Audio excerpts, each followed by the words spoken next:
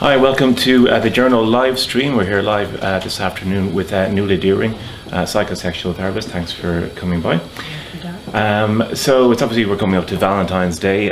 We've been asking for your questions. We put an article up last night. If you still want to get involved, you can still email Sinead at TheJournal.ie and tweet us at TheJournal. We're pretty easy to find on the internet. So Nuala, first let's get into it. You're a psychosexual therapist, you're a counsellor. Tell us a bit about what you do. Okay. I'm a couple counsellor, I suppose, first, and a psychosexual therapist. That's mostly what I do, and I do some psychotherapy. I work, my website is mindwise.ie, and I work for Relationships Ireland, who also are a relationship counselling organisation and provide sex therapy as well. Okay, tell us a bit more about Relationships Ireland, that end of things. Okay, in Relationships Ireland, it's a non-profit making organisation that provides counselling for couples, individuals, teenagers, and it's been around for 50 years. All professional counsellors are involved in it, and it's available for people as well who actually can't afford. Now there is a fee, the same as there would be with anybody else, but people who really can't afford to actually pay can actually go to Relationships Ireland and get counselling. So it's a really good service. Yeah, and RelationshipsIreland.ie is the place to go. Is the place to go. For details, great. Yeah. So the reason we asked you to come in here, and thanks very much for coming in, is because we are, of course, coming up to Valentine's Day. So sex and relationships, something that's on people's mind at the moment. So, I mean, I suppose speaking generally about Valentine's Day, is it something that can, I suppose, throw a relationship into focus? Is there a lot of pressure on people coming up to the day itself? Yeah, I think there can be a lot of pressure. I think even in new relationships where people don't really know where they stand with each other, I think it can put them under a lot of pressure. If one person arrives with a big gift and the other person is not really sure where they stand in the relationship, that can be a lot of pressure. And it can also be pressure on relationships that are more long-term. If the relationship isn't going very well, and one person tries to cover up by actually just buying gifts and flowers and all that, but they don't really deal with what the issues are, that can be a pressure as well. So if people are coming up to Valentine's Day and a lot of people dread it, a lot of people just kind of let it fall by the wayside, but if people are coming up to Valentine's Day and the relationship isn't on solid ground at the moment and they're just worried about how the day is going to go, they're worried it might be awkward, what's the advice for them? Well, I think it's a great opportunity for people to actually talk about this beforehand and say, look, what's the expectation from the day? You know, this is the way things are between us, and make a decision between them, how they want to actually be on that day, whether they want to go out, whether they want to buy each other gifts, or whether they actually need to sit down and talk about, is there a problem here, should we do something about it? Yeah, you were telling me earlier about somebody told you that if her husband actually made a big deal about Valentine's Day, she might be offended. Yeah, absolutely, because that particular person would have felt that there were a lot of issues in the relationship that he was not actually prepared to look at or deal with, and her gift for Valentine's Day would have been that he would sit down and say, look, we need to talk about this. Yeah. By the way, just a reminder again, if you have any questions for Nuala, you can email Sinead at TheJournal.ie. You can also tweet us at TheJournal, and we'll be getting to your reactions and your follow-up questions later on. We move on to some of the kind of the broader questions people were bringing up. So the most common question, and I'm sure you know what's coming, is that people asked, am I normal, essentially? How frequently should I be having sex? Is there a normal amount for people? All that sort of issue. Yeah. There isn't actually a normal amount for people to have sex, a normal amount of times during the week or during the month. But if a couple actually are not having sex frequently, they are more likely to have problems in their relationship and in their sexual relationship. So you hear some people might have sex once a week, twice a week. Some might have 4 or 5 times a week. It depends on what stage of their relationship they're at. If they're at the early romantic stage, it's going to be maybe 5 or 6 or 7 times, maybe more. But that's not the case for everybody. Yeah. So it is important, though, to make it a habit. You know, even when you have children and when you're busy, if you get out of the habit of having sex, it's like every other habit. You just forget about it, it's put on the back burner, it's not prioritised, and it does have a very negative impact on the relationship. And once people get out of what they call the honeymoon period, the first maybe 12, 18 months of a relationship, and they settle down, I suppose, to to what for them is a normal frequency. Does that remain a constant throughout a long relationship, or does it ebb and flow? It ebbs and flows, absolutely. Because I mean, after a couple of years, you might be out of the honeymoon period, but now you might have a baby on the way, or you might have children. Yeah. So that's going to change things, particularly for the woman in that situation. It's going to take them a little bit of time to get back on track, and they might have body image issues and different things to deal with, weight and that, and they might feel self-conscious, and so it does ebb and flow. And is that disparity, I suppose, a disparity in sex drive between two people in a couple? Was that a pretty frequent source of conflict? Yes, it is. I'd say that, you know, disparity of desire is probably the second most common issue that people would bring up, you know, in sex therapy, and it's very common. Very frequent. It's very hard for two people to get their desire right at the same time. Yeah. So it has to be something that's negotiated and worked on. It's not just spontaneous. You said that was the second most common thing. What's the first most common? Yeah, and lack of desire is probably the most problem. The top of the list when it comes to sexual. Right. So similarly, so essentially, just one party in the relationship who just isn't interested at all. Yes, isn't interested. Right. Yeah. Okay. Some more of our questions we have. I suppose we were talking the Office 50 Shades of Grey is coming out this weekend, and it's all over the cinemas, all over the newspapers, magazines, online, wherever else. Everywhere you look, there's signs of buses going by with 50 Shades of Grey in it. A couple of decades ago, we were still banning books in this country and banning magazines. Do you think Irish people are more comfortable talking about sex than they used to be? It's not what I would experience when people come in for couple counselling or for sex therapy. They still feel quite shy about sex. Even young people in their 20s would still feel very shy, feel very awkward or embarrassed about talking about sex. I think we talk more about it out there in the media and socially. You know, there's a lot of banter about it, but when it comes to a relationship and communicating about needs and desires and what a person isn't happy with, I think that's a different story. Have we improved at all over the years? I think we have improved. We have to say we have improved because there's more out there and people talk a little bit more about it. So we have to have improved a bit. I hope we have. Yeah, and I suppose once people come through your door and they're there and they get comfortable, once they get going, I'd imagine the wheels are off. Yeah. There's really, I think there's a little bit of a stigma around going maybe for people to get help around sex, but actually when they get started, it becomes much easier for them, and they're usually so pleased that they've actually done it because they get more comfortable. It opens up their ability to communicate better with their partners, and it becomes easier. It's like anything that we do and talk about over and over again. We become more comfortable with it. Sure. I'm moving on to some of our readers' questions, and on the subject of 50 Shades, I'm going to jump in the deep end, so to speak. An email we got in last night. I've been going out with my boyfriend for 3 years.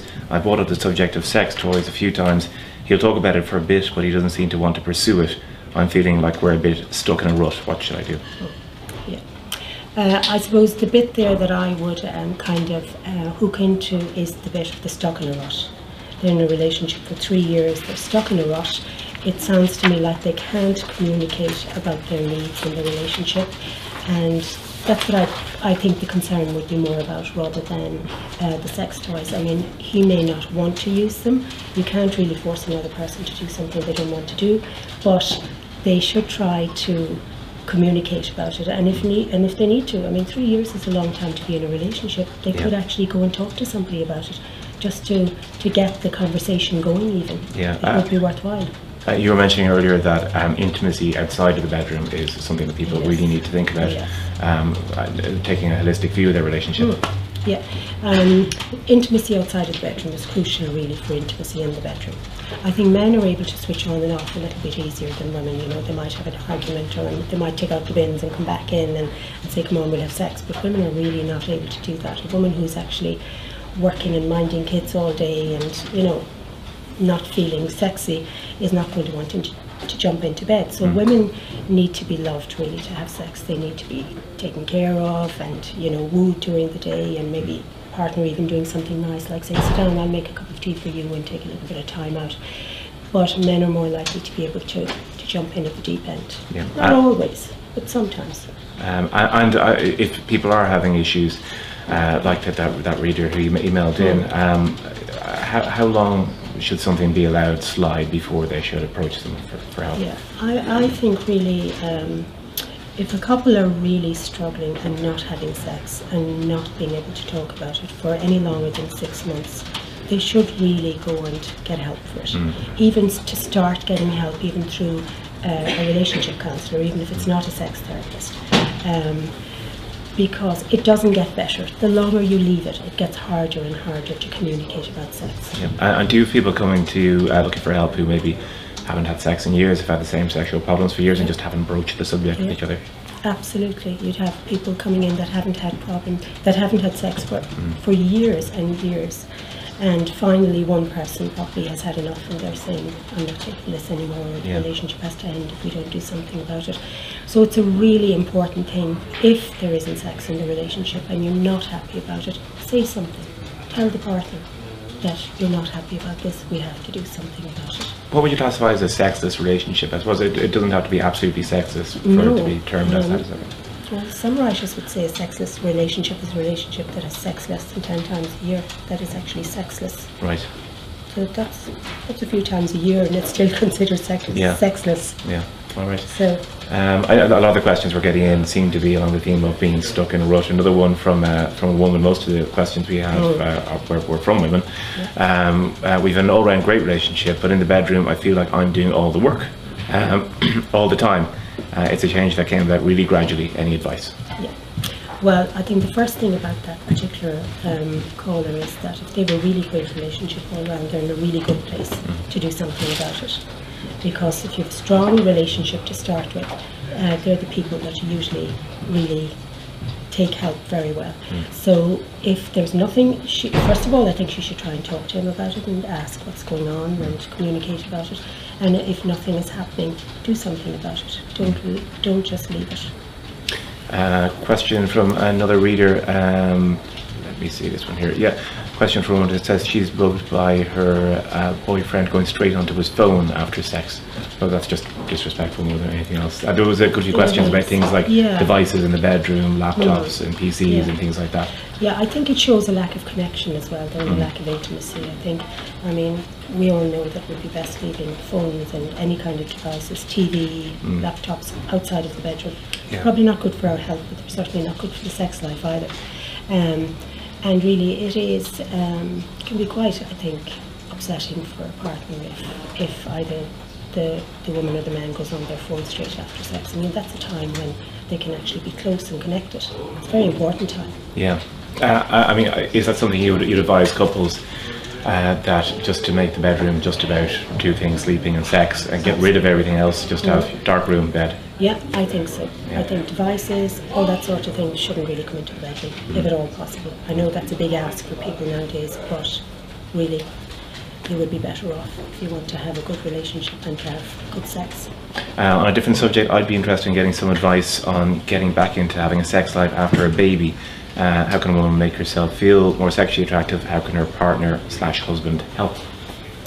Okay, I think it takes a little bit of time after having a baby. Some women can go through difficult deliveries and it can take time for them to actually feel, be without even discomfort after having a baby. I think a husband can help by being supportive, by being positive, making nice comments, helping them to feel good about themselves. And I think a woman can help by just trying to get herself back on track and making a bit of time for herself, asking for time so that she can do things for herself. Yeah. And not to get into the habit for months and months afterwards of just not taking care of yourself. It's very easy when you have a baby to do nothing when you take care of the baby and to forget about yourself.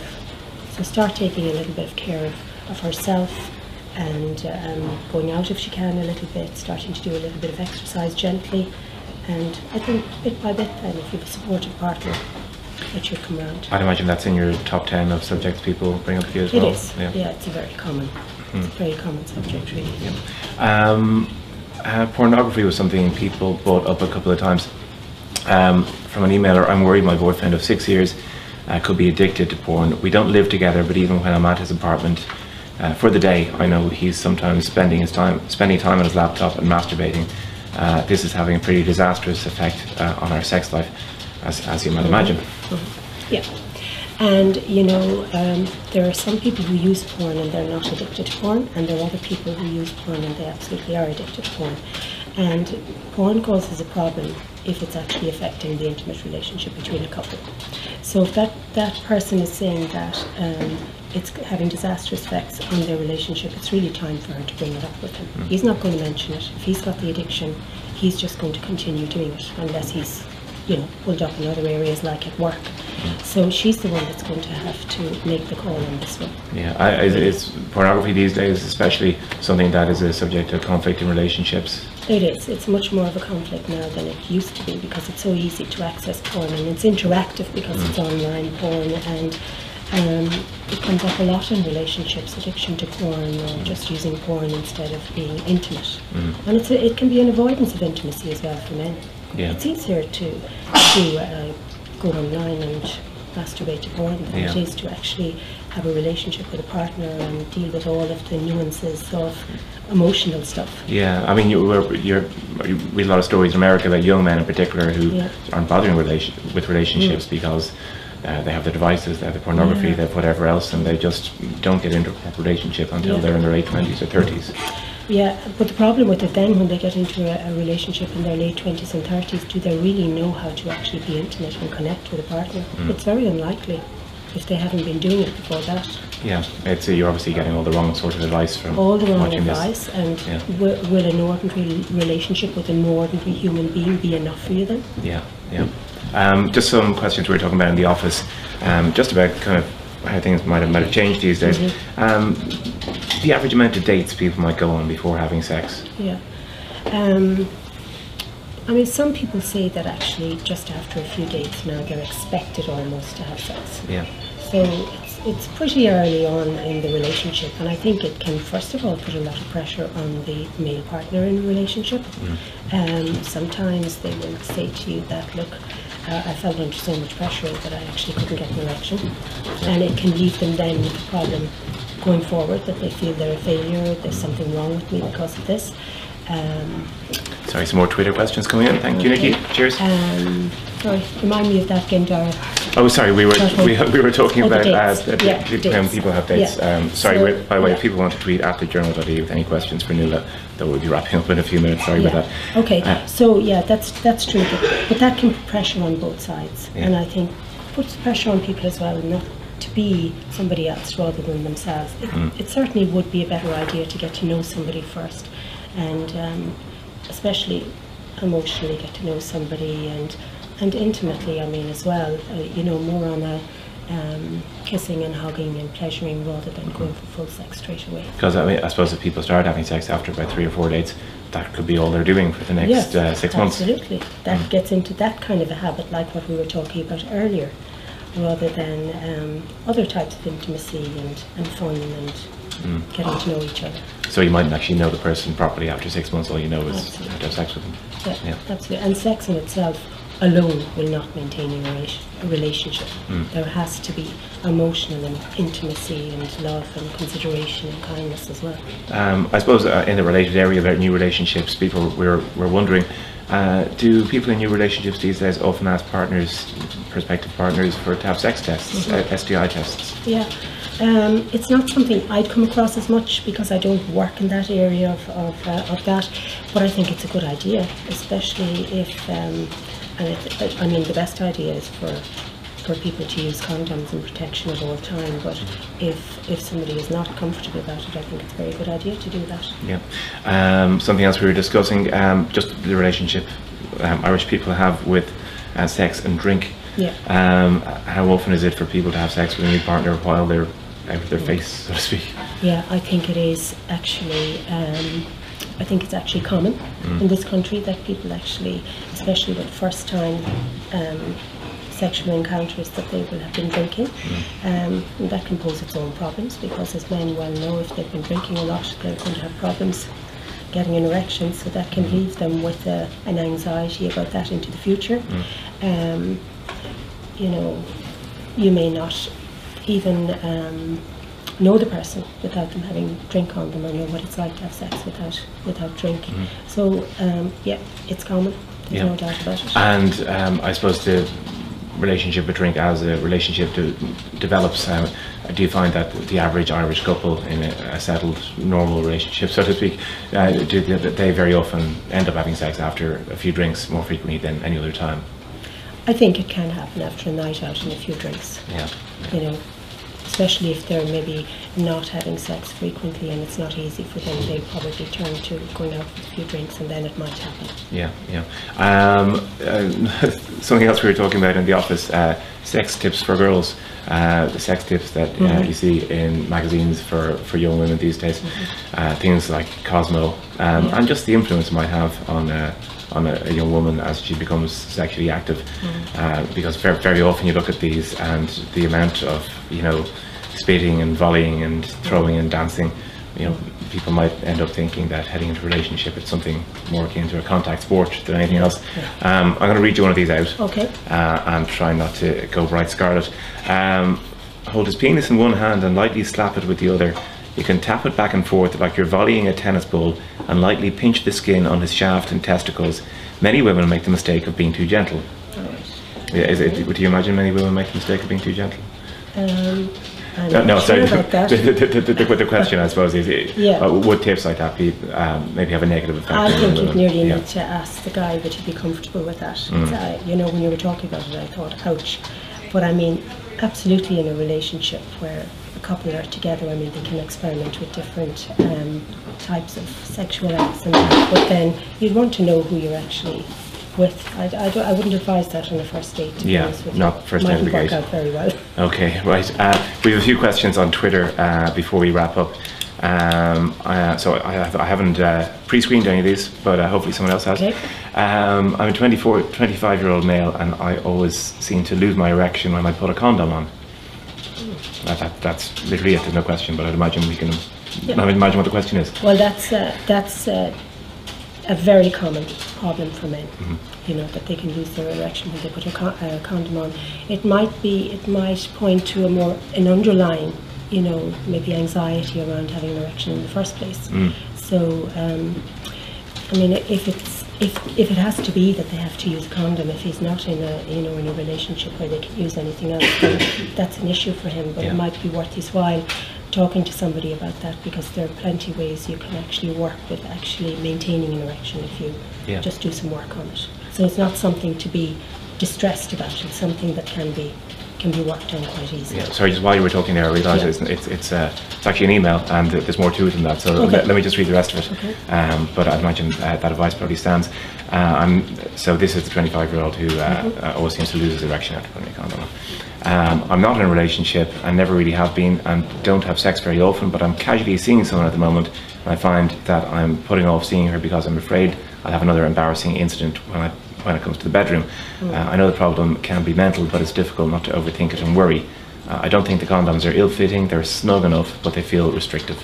So, pretty much what you're saying. I think some of that, though, is about anxiety as well, because it sounds like he's a little bit concerned about meeting somebody and anticipating that he's not going to be able to get an erection, so worried about failure, really. But it would be worth his while, you know, working on his confidence around that, because it sounds to me like it's just around confidence, and he can negotiate the other part. When you're with somebody, you can negotiate the other issues. Yeah. But I mean, it's so you just kind of have to address the elephant in the room. Absolutely. Yeah. Just talk about it and sort it out and find a way around it. Yeah. But for him, it sounds to me like confidence. If he could build his confidence, it's not a massive issue. It doesn't mean there's anything particularly wrong with him. It's a common thing. Okay. That's great. It looks like that's it for questions. So I mean, suppose just to finish up, coming to Valentine's Day, the message for people to take away from this is don't obsess about it, don't worry about it too much, and if they have a problem, focus on the intimacy inside the bedroom and out. Yes, and if you want to do the flowers and the chocolates and the everything else, enjoy it. It's great if you're in a relationship. That's absolutely nothing wrong with it. If you're in a relationship that's working and you want to do that for each other, enjoy it. It's great to have breakfast in bed, a rose and a box of chocolates. Absolutely. Enjoy it. Yeah, we all agree, I'm sure. That's great, Nuala. Thanks for coming in. You're welcome. Cheers.